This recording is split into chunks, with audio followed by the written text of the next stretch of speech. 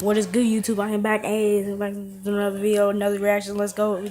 We are going to death battle with Danny Phantom versus Jake Long, the first ever YouTuber. Now, cause no other YouTuber reacted to it right now. So here we go.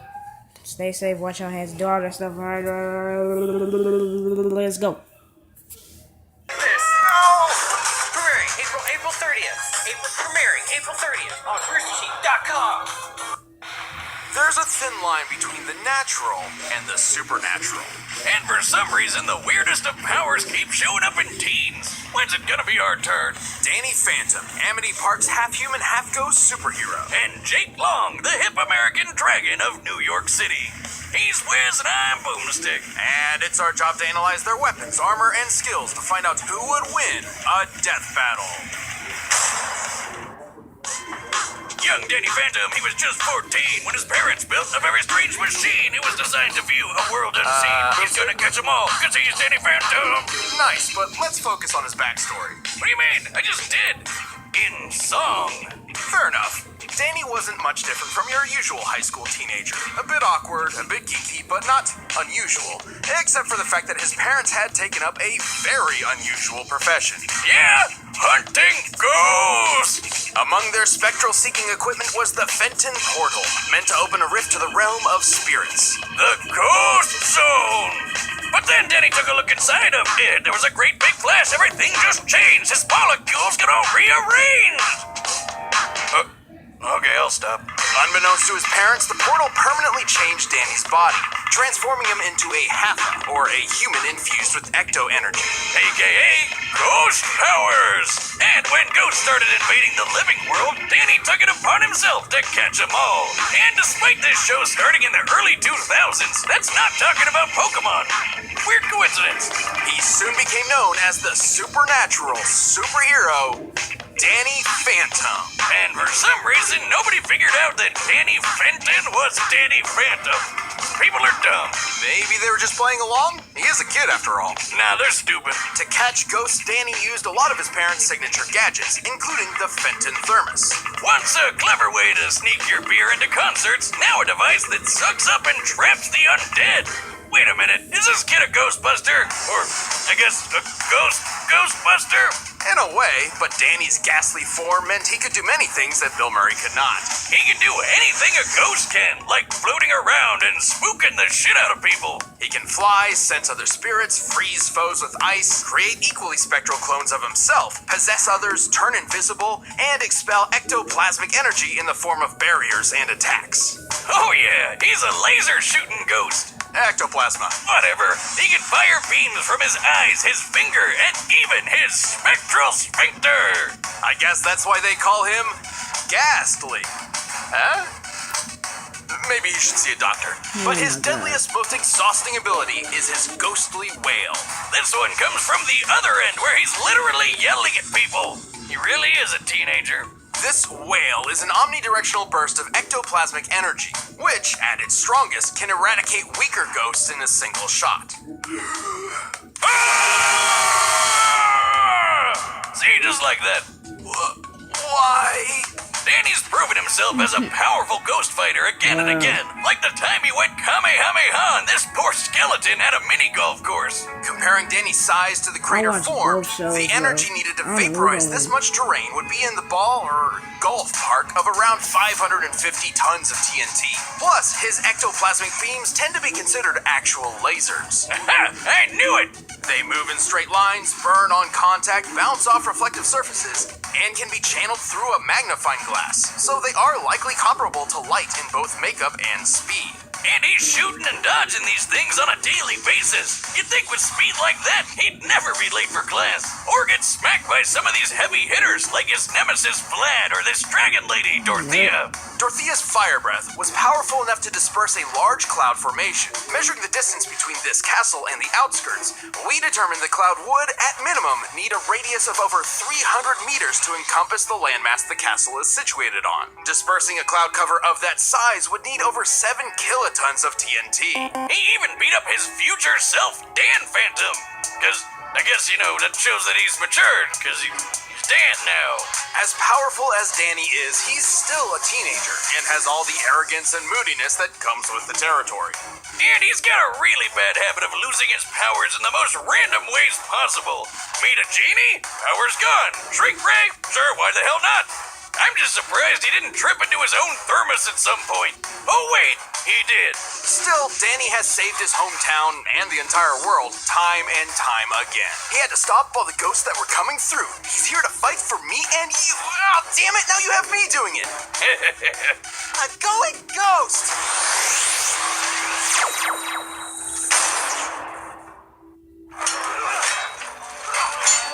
Oh, stupid ads. Thousands of years ago, a group of mystic warriors were formed. This was the Hunts Clan, and their mission was to eliminate all magical creatures from the world. But these Foot Clan wannabes were in over their heads thanks to the most powerful creatures of them all, the dragons. In short, every corner of the world has a dragon tasked as a guardian of the magical community. This mantle is passed down generation by generation. So after the Chinese dragon's daughter moved to America, her son became the first American dragon, Jake Long. He's cool, he's hot like the frozen sun.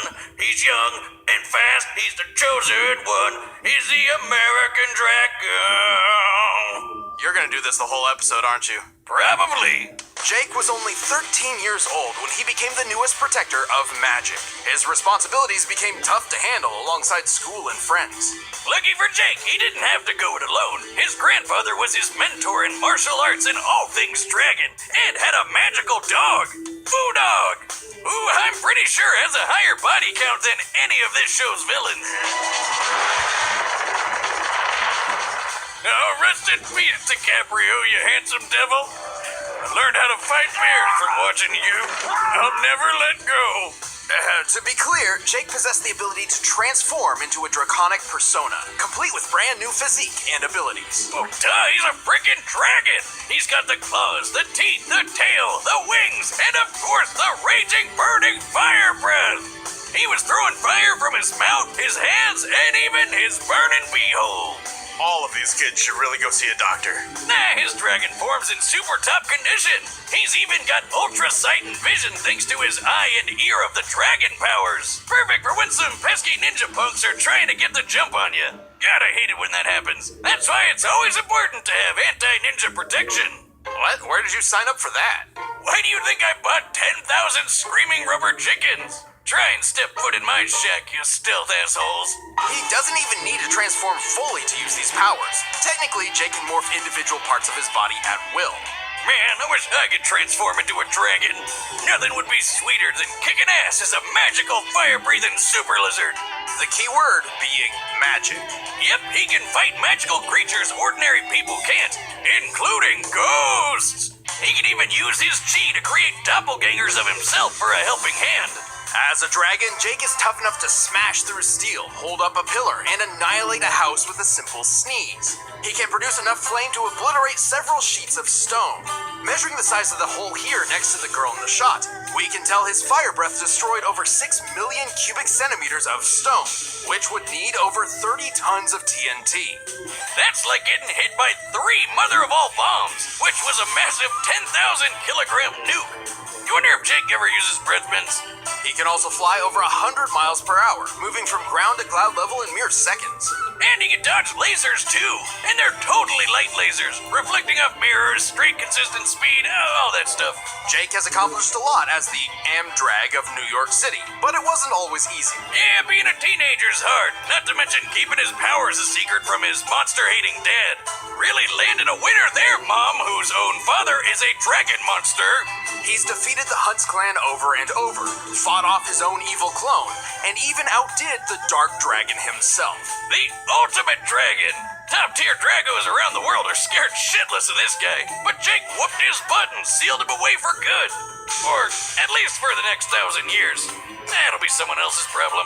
Unfortunately, Jake has one distinct, unavoidable weakness. Sphinx hair. Like the Egyptian lion riddle lady? Exactly. Well, that's not random at all. Young and brash though he may be, the world can rest assured that Jake Long will carry on the dragon's legacy. He really is the hippest fire-breathing super lizard out there. Dragon off! All right, the combatants are set, and we've run the data through Here we all go. possibilities. It's time for a death battle!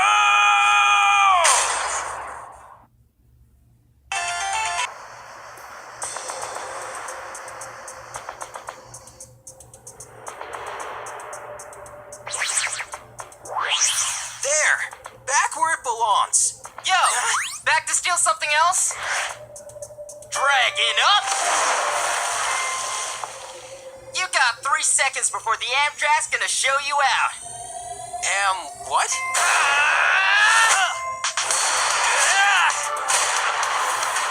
Going Ghost!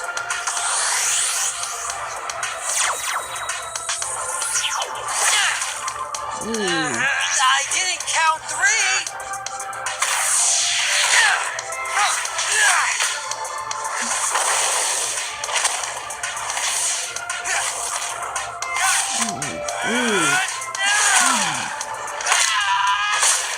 Okay.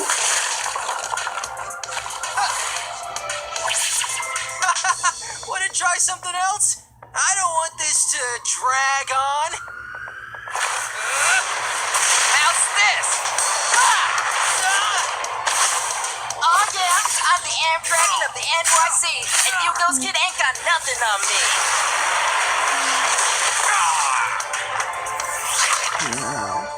Eye of the Dragon. Where'd he go?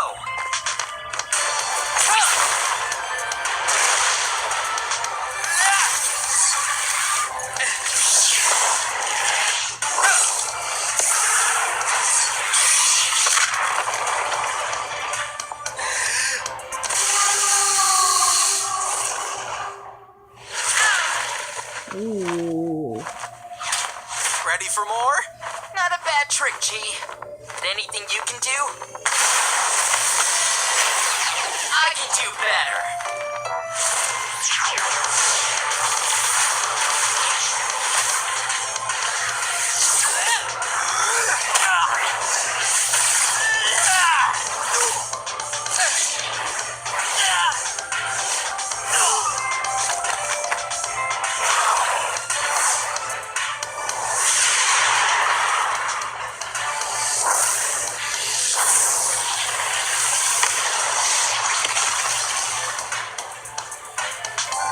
Guess I was too hot for him. But I'm way cooler. Get out! D to the A to the N N Y. This dragon's got claws and waits to fight. But I'm still better than this other guy. Hey, what? Whoa, whoa, whoa, whoa! Time's up, pal. KO! Well, looks like this dragon got burned. This was a very unique matchup. With both fighters having such different power sets, it was fascinating to watch them clash together. Jake was technically more skilled thanks to his grandfather's martial arts training, and has proven capable of harming ghosts. But Danny's power and plethora of abilities was difficult for him to counter. Yeah, Danny's no slouch and has fought a few more battles than Jake. Plus, Jake's never dealt with a ghost as powerful as Danny. Those cranky Civil War spirits didn't exactly have ice beams and ghost lasers. While they may have been similar in light speed reactions, Danny's flight speed was definitely higher. Also, Jake's fire was comparable to 3 GBU-43 warheads, commonly referred to as the mother of all bombs. However, Dorothea's fire was equal to 700 of them. And Danny took those flames on like a champ, which means Jake didn't have the firepower he needed to knock the teenage ghost down for good. Danny could overpower Jake's fire with his ecto projectiles, match Jake's duplicates with his own, and even slip past Jake's heightened senses with his invisibility. And while Danny had all those counters, Jake didn't have any against Danny's will or possession. Jake may be the American dragon for good reason, but he couldn't match up to Danny's impressive power, durability, and ghostly abilities. It didn't take long for Jake to fall short in this fantastic battle. The winner is Danny Phantom. Hey, thanks for watching this episode of Death Battle. If you want the battle music for yourself, you can get it by clicking the link down below. And if you want to watch more stuff, check the boxes right over there. Next time.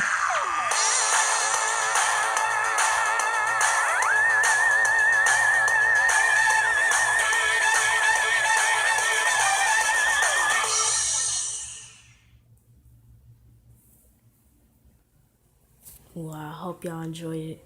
Make sure y'all like, subscribe, and share with your friends. Comment below what should we react next or what should I do next. And then stay safe, wash your hands, all that. And after all,